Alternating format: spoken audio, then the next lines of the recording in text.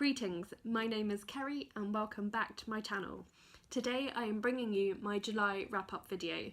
Now I'm actually filming this slightly before the end of July. It's the 28th of July today when I'm filming this. The reason for that is because I'm not going to be able to do any filming next weekend. If you've watched my July life update, you'll know about that. If you haven't watched that yet, I'll link it down below so you can just catch up on what's going on with me over the next couple of weeks. So I may actually finish another book this month, although I'm not sure.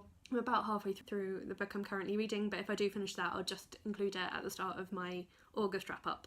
So as for books that I've already finished at this stage, which is practically the end of July, I've read 7 books this month. Of those books, 3 were books I had borrowed. They were all borrowed from the library this month. 2 books were ones that I have bought this year. 1 was a book of poetry and 1 was a book of non-fiction. For my Read Around the World challenge, there was one that I'm not sure whether I can count it or not, so when I get to that book I'll explain why and you can let me know what you think. And as for how I rated these books, there were 2 5-star books, there were 4 4-star books, and there was 1 3-star book. So that's actually a pretty successful reading month as far as I'm concerned. 2 of the books I read were for the Tome Topple Readathon, which was the first 2 weeks of the month. So that's part of the reason why I haven't read quite as much this month, is because the first 2 books I read this month were really quite chunky. And so this brings my Goodreads total for the year so far to 57 books, which means I'm currently 13 books ahead of schedule. So I'm on course to beat last year because my goal is to read 78 books, as I read 77 last year. I have already beaten my 2014 reading total, which was 55 books. 2014 was the first year that I used Goodreads to track my reading, so I don't have any data from before then. So I feel really a sense of accomplishment that I've already surpassed the amount I read that year. I'm going to start with the books I read for Tome Topple, and then the rest of the books I'm going to take in order from 3-star to 5-star reads. As I said, I finished 2 books for Tome Topple. The first of these was The Heart's Invisible Furies by John Boyne, and I gave this book 4 stars. Technically it should have been 3.5 stars, but on Goodreads you can't give half stars, so I rounded that up because I thought it was worth it. I have filmed a full spoiler-free review for this book, which will be coming soon, I promise. And the second book I read for Tome Topple was Children of Blood and Bone by Tomi Adeyemi. This book I gave 5 stars to, and again I've got a full spoiler-free review coming soon for it, so keep an eye out for that. So I won't go into detail about either of those books because, as I say, there's spoiler-free reviews coming for those. So I forgot to mention when I first filmed this that this was a book that I was not sure whether I could include it as my Read Around the World book for the month or not. Tomi Adeyemi is Nigerian American, and the book is set in a fictionalised version of Nigeria and is based quite a lot on Nigerian mythology. So I think I could include it for Nigeria for my Read Around the World challenge. I do have another book by another Nigerian author whose name I can't remember off the top of my head.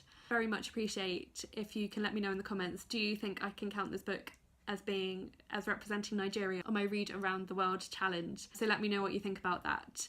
And now back to me. So on to the only 3-star book of the month. I actually just finished this one yesterday. It's called Guys Like Girls Named Jennie by Kerri Pomarolli. This was previously titled If I'm Waiting on God, Then What Am I Doing in a Christian Chat Room? So I picked this up a couple of years ago, but I never quite got around to reading it, and then because recently I have joined a Christian dating site and I thought, oh, maybe this is a good time to read this book, maybe it'll have some good advice in it for me. It really didn't. It's basically just Kerri's experiences of dating different guys and what she learns from it and how she's trying to trust God through that experience. Ironically, I've just had a message pop up saying someone's waved to me on my Christian dating site, so hooray. So I think it was meant to be funny, but I didn't really find it that funny. I found her a little bit irritating. Much as I wanted to enjoy it, I didn't find it helpful. I feel bad saying it, but yeah, I just found it more annoying than useful really, and so yeah, so that's why I gave it 3 stars. And there was some good stuff in there, but mainly it was not what I was hoping for. I didn't feel like I gained any insight into Christian dating from it, or nothing new really. So onto the 4-star books, and the first of these was my book of poetry this month, which is The Mind Body Problem by Katha Pollitt. First of all, this is just a gorgeous cover. I don't know how clearly you can see that. I really enjoyed a lot of these poems. There were some that I didn't like at all, but as you can see, I've started now tabbing the poems that I really like, and there were quite a few in this one, so that's what bumped it up to the 4 stars, because my policy is I don't keep books that I rate 3 stars or less on Goodreads, and there were enough poems in here that I enjoyed that I wanted to make sure I kept this. And this is published by Seren Books, which is a Welsh independent publisher, so go check out their website because they have a load of great books on there. They're awesome. My next 4-star read of the month was The Rest of Us Just Live Here by Patrick Ness. I read this all day last Saturday. I just sat down and read it in a day. I was taking part in the 24 and 48 readathon, which I did film a vlog of. I haven't looked at the footage yet. If it's any good, I will edit it and post it. If it's terrible, then I won't.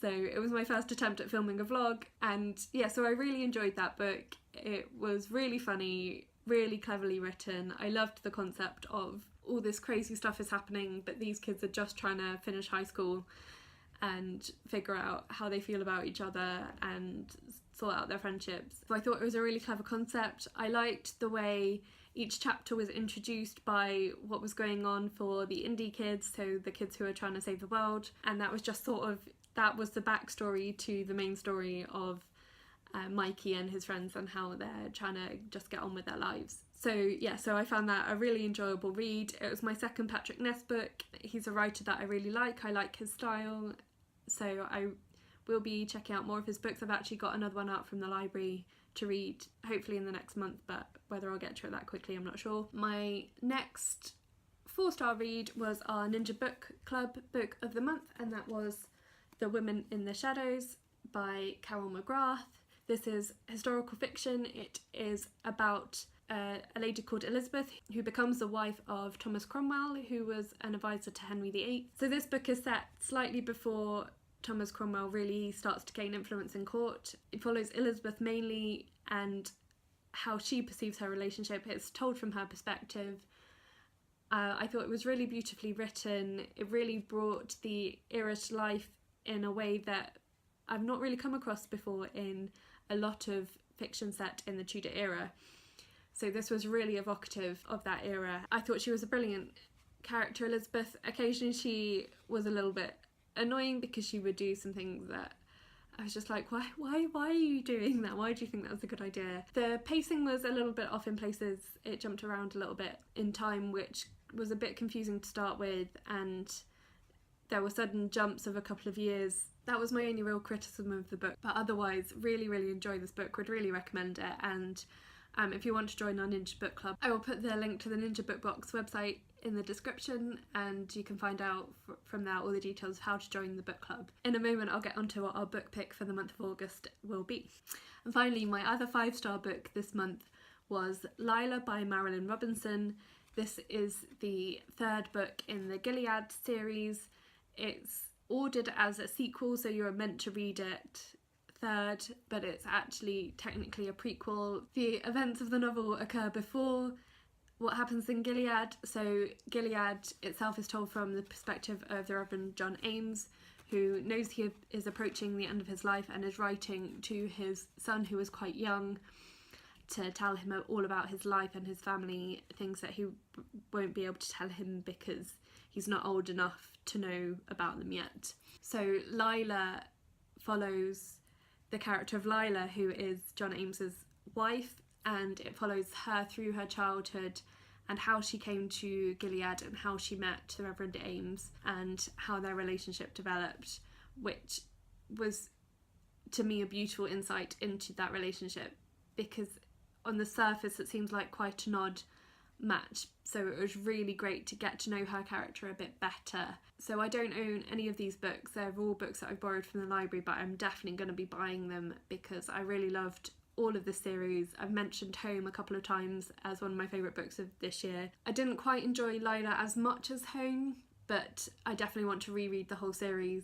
So yeah, this is definitely one of my all-time favourite book series. I'm going to be trying to get my hands on some of Marilynne Robinson's other books as well, because I just think she's a brilliant author.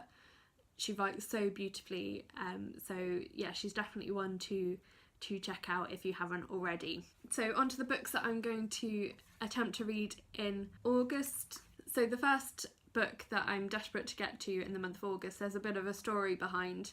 So in a couple of my videos I've talked about my great love for Becky Chambers and for the Wayfarers series. When I was talking about The Long Way to a Small Angry Planet and A Closed Uncommon Orbit in some of my other videos, I mentioned how I was really looking forward to the third book, Record of a Spaceborne Few, and when I went on to Amazon to find out when it was going to be released and to pre-order it, it came up with the date of March 2019. So I was like, that's fine, I can wait that long, it's fine. And then on Twitter I started seeing people talking about it and seeming to imply that it was coming out much sooner than that. So I went back on Amazon and had another look, and it turned out that when I'd searched for it, it had only shown me the paperback edition, which is not out until March 2019, but the hardback edition came out this week, and I have it here, and I'm so excited because the minute I realised my mistake, I pre-ordered this, and I'm so excited and I cannot wait to read it. And it's just so beautiful. All of her covers are really beautiful. Each book in the series follows a different set of characters. I'm really excited to see who we're following in this book, and I hope Becky Chambers keeps writing because I just want to spend more time in the worlds that she creates, and hopefully she will return to some of the characters that have been in previous books as well at some point, but actually I will just read anything that she writes because the characters she creates are just so good. Just have no words about how good she is. So this is my most anticipated release of the year, really, and I'm so excited to finally be able to read this because I have just swept through the rest of the series. So this is definitely a book I will be reading in August. Another book that I'm still intending to get to soon, I mentioned it in my wrap up last month, as a book that I was hoping to read in July. I didn't get to it, and that's Undivided by Vicky Beeching. I thought about starting it this weekend, but then I realised that I'm pretty sure I'm going to want to film a review of this book because I think it's going to be really powerful and a really important book. So because I'm not going to be able to do any filming for most of August, I thought I'd better put this one on hold, and I'm going to try and read it at the end of the month so that I can do a full review of it. So that is one book that is on hold for the moment, but it's definitely one I want to try and get to in the month of August. So I'm trying to be a bit more intentional about some of the things that I want to read each month. So one of the things I need to be more intentional about is my Read Around the World challenge. So I've got a couple of options for what I'm going to try and read for that in August, and those are The Great and the Good by Michel, which is for France, and Celestial Bodies by Jokha Alharthi, which is for Oman. So this book you will have seen from my mini haul that I did earlier in the month, and I'll link that down below so you can check that video out. And this book came in last year's Ninja Book box, Summer Adventure box, and I haven't got around to it yet. It's the last one that I haven't read from that box. So both of these are books I really want to get to soon. I might not manage to read both of them this month, although they are both quite short, but they are both ones that I will be considering for my Read Around the World challenge for this month. Also, I've talked in the past about how big my TBR is, so I decided to try and help me tackle some of the books that are sort of mid-list on there, that are not ones that I'm hugely excited about getting to soon, but also are not my death row ones. So I decided to use a random number generator on the internet to pick a random book from my TBR, and the book that it picked was Wolf Hall by Hilary Mantel, which I'm so excited about. I have wanted to read it for a really long time and have just not got around to it. But now that, the main character in this is Thomas Cromwell, and having just read a book about his wife, I'm now super excited to read this. It's quite chunky, but I've got a long flight coming up this month, so I thought that might be a good book to take on the plane with me. And yeah, so I'm really excited to finally get around to this book, and I will probably try and pick up the sequel as well if I enjoy it. And then the final book that I will definitely be reading this month is our Ninja Book Club pick of the month, and this is The Gallows Pole by Benjamin Myers. This is another historical fiction. I'm not entirely sure when exactly it is set. When the poll came out for this month's book pick, this was actually the one I was least interested in, so it works out that way sometimes that it's not one that I'm hugely excited about. Part of my problem with this book is the cover. I don't like this cover at all. I find it a bit creepy. So I'm trying not to judge the book by its cover. I may very well be surprised. So I'm also hoping to get to one of my death row books this month. If you're not sure what I'm talking about with my death row book, I will link that video somewhere up there or down there. You'll find it. I need to be more intentional about reading some of them, and I was going to pick up The White Queen this month, and then I realised that I've already got 2 historical fiction that I'm more eager to get to. So I will be picking one of my death row books, but I haven't quite worked out which yet, and again, that's probably one I will take away with me. So that's all for my wrap up and my TBR, and thank you very much for watching. Please like if you liked it, subscribe if you haven't, and talk to me down below in the comments if you've read any of these books or if you are hoping to read any of these books. And I will talk to you again soon. Bye!